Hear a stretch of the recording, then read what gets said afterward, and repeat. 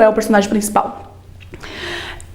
Vejam só, uma coisa muito importante neste livro, por isso que eu trouxe mais um trechinho aqui, grandinho, mas eu acho muito importante ler, que são descrições detalhadas. Pessoal, sabe aquilo que todo leitor que gosta muito de ler fala assim, nossa, eu imagino a cena, eu imagino a situação, o personagem, eu sinto ali, sofro junto com eles. O Cortiço é o livro que mais me traz isso. Por quê? Me dá nojo.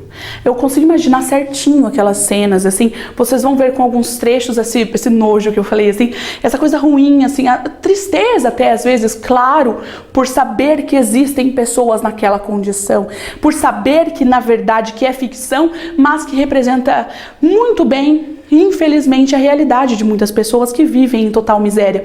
Mas é uma coisa assim, realmente parece que você sente o cheiro do Cortiço a hora que você lê. Então, assim, foi bem difícil para mim para eu conseguir selecionar um trecho que falasse disso, porque eu queria trazer vários, mas eu não consigo. Então, olhem só esse. O rumor crescia, condensando-se. O zum-zum de todos os dias acentuava-se. Já não se destacavam vozes dispersas, mas um só ruído compacto que enchia todo o cortiço. Começavam a fazer as compras na venda, ensarilhavam-se discussões e resingas, ouviam-se gargalhadas e pragas, já não se falava, gritava-se. Sentia-se naquela fermentação sanguínea, naquela gula viçosa de plantas rasteiras que mergulhavam os pés vigorosos na lama preta e nutriente da vida. O prazer animal de existir, a triunfante satisfação de respirar sobre a terra. Trouxe só esse trechinho, mas eu quero contar um pouquinho mais sobre esse trecho, que é logo lá no começo, logo depois do que eu li no começo desta aula. Eles vão falando que o Cortiço acordava e todo mundo ali começa a conversar logo cedo, e aí chega essa parte aqui que já é um zum-zum constante, né? Uma sua voz. Acho interessante também o uso de onomatopeias aqui, não é muito comum numa língua culta, numa língua elevada, por isso que é bem coloquial o livro.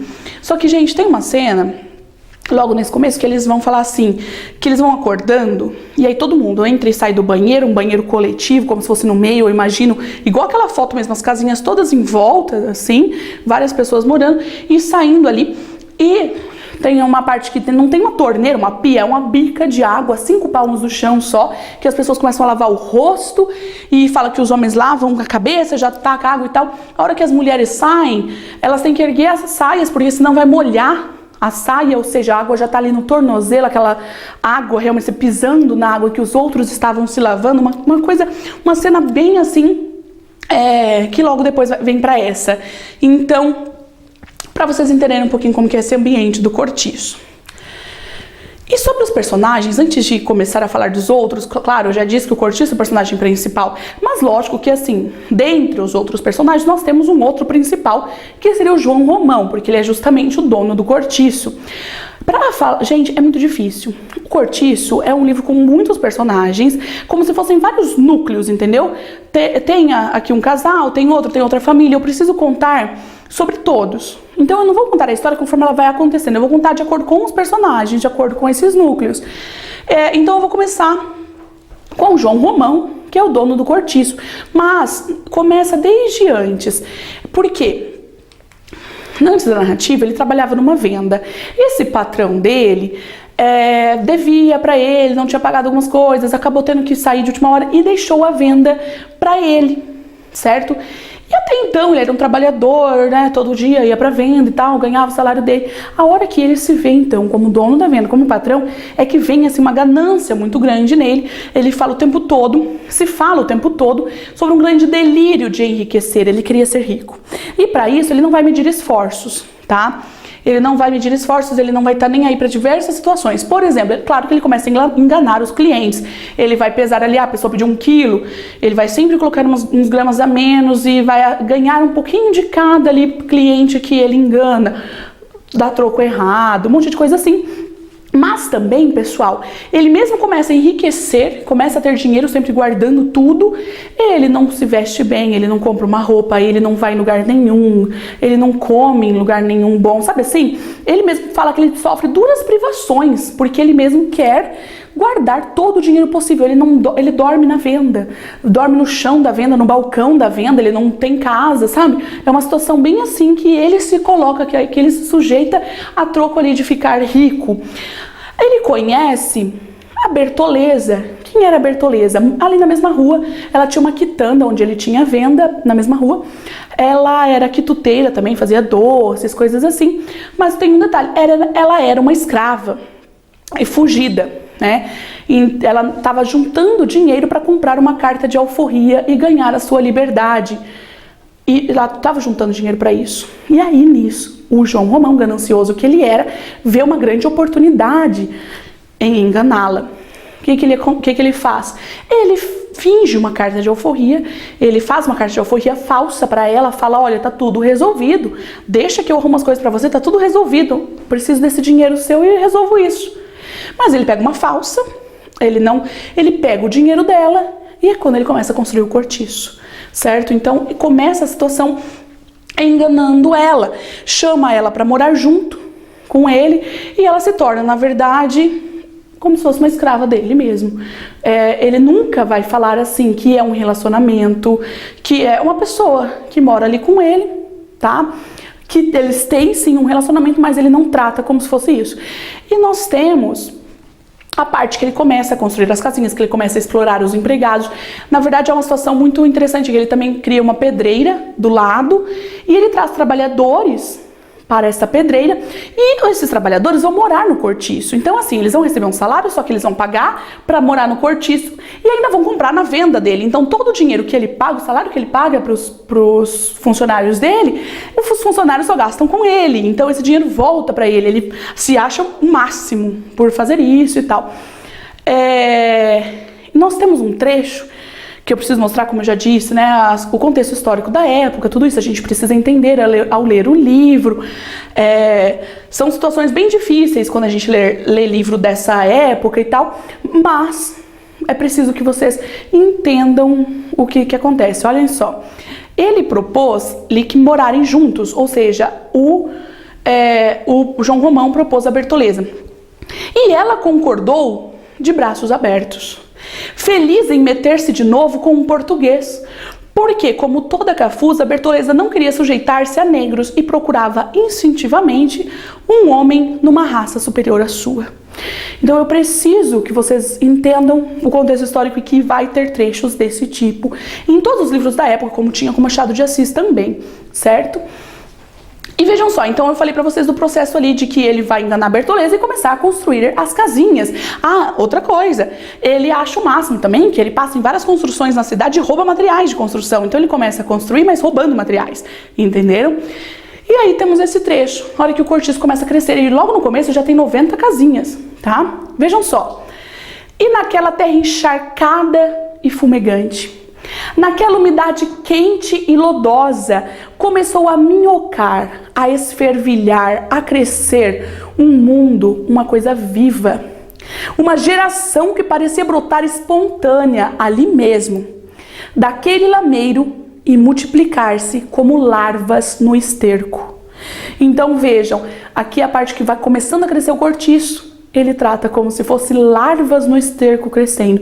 E ele trata o cortiço o tempo todo ali como um ser vivo mesmo, né? Nós temos aqui uma imagem de uma capa de um livro antigo, porque o Cortiço já é um livro que tivemos várias edições, e nós temos o quê? O João Romão ali com dinheiro na mão, sempre muito ganancioso, certo? E as outras pessoas todas que ele explora, que ele passa por cima para ser rico e tudo mais, certo? Aí, outro personagem, outro núcleo que eu falei pra vocês de personagens é o Miranda e a Estela. Eu vou falar dos personagens sempre assim, situações iniciais, como que eles começam na narrativa, e depois eu vou passar para todos eles, eu vou falar de como finaliza a narrativa. Não tenho muito como contar a historinha certa do Cortiço, eu preciso ir por esses núcleos de personagens. O Miranda, quem é o Miranda? É o dono do sobrado, que eu falei lá no começo, que vai ser o grande disputa do João Romão. Por quê? O Miranda também era uma pessoa, um cara rico, um cara que estava ali também querendo enriquecer cada vez mais, só que ele não é como João Romão, que sofre, que se coloca a duras privações, sabe, a duras privações. Ele é uma pessoa que se veste bem, frequenta lugares bons, várias pessoas de prestígio fazem parte do círculo de amizade deles e tal. Só que tem um porém. Ele ficou rico por causa da Estela. Ele casou com a Estela porque ela tinha um grande dote, porque a família dela era rica. Então ele é extremamente interesseiro. Ele não construiu a sua fortuna ali como João Romão, entendem? Outra coisa, ele compra um título de barão ainda. E isso causa mais inveja ainda no João Romão. E aí começa uma disputa entre os dois. Só que entendam outra coisa, pessoal. O cortiço foi criado depois do sobrado do Miranda. Então, o João Romão é dono da venda ali, tá? Ele tem a venda dele, como eu já tinha falado pra vocês, e de repente chega um sobrado e ele fica muito bravo. Eu não acredito, olha, uma pessoa ali esbanjando, criando um sobrado bem na frente da minha venda e tal. E ele fica muito, assim, possesso com essa situação mesmo. Só que daí ele começa a criar o cortiço. E lógico que o Miranda também vai ficar muito bravo com o cortiço. E olha o jeito que ele fala.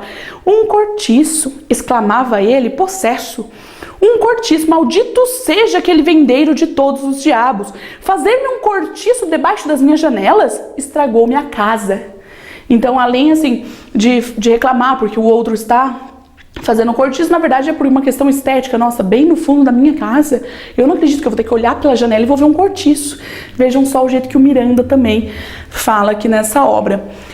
Nós temos um exemplo que foi retirado da história em quadrinhos que nós temos do cortiço, que mostra justamente essa cena. Vejam só, o sobrado do Miranda ali, olhando para a janela, e já vê o que seria o cortiço, pessoas, roupa no varal, aquela situação assim. Então que o Miranda fica bravo por sair na sua janela e ver um cortiço, certo? Coloquei mais um trechinho que eu acho muito interessante nessa obra, falando do cortiço. Paraíso de vermes, brejo de lodo quente e fumegante, donde brota a vida brutalmente, como de uma podridão.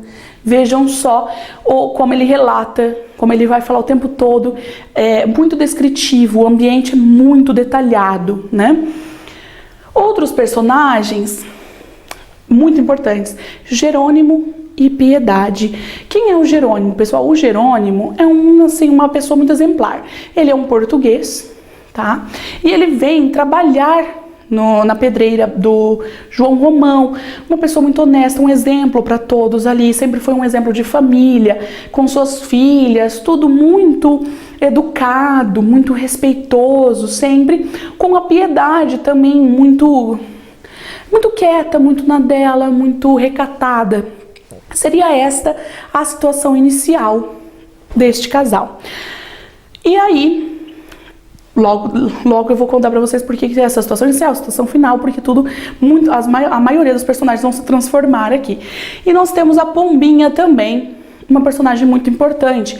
A Pombinha, considerada a flor do cortiço, menina pura, virtuosa, honesta, querida por todos do cortiço e pretendente de João da Costa, com quem ela vai se casar. Aqui eu preciso falar de uma situação para vocês que é a seguinte, sobre a Pombinha, tá? Para vocês entenderem como que é o cortiço e como que vão mudar os fatos aqui, mudar o decorrer da história.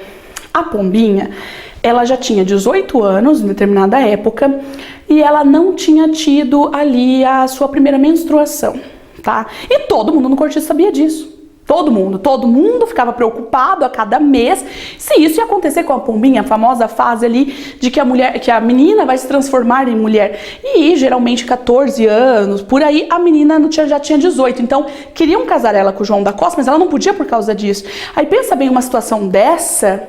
E o cortiço inteiro sabia, todas as famílias, todo mundo perguntava para a Pombinha o tempo todo se já tinha acontecido e tal. E aí, nós temos um detalhe muito interessante nesta obra, que é o seguinte,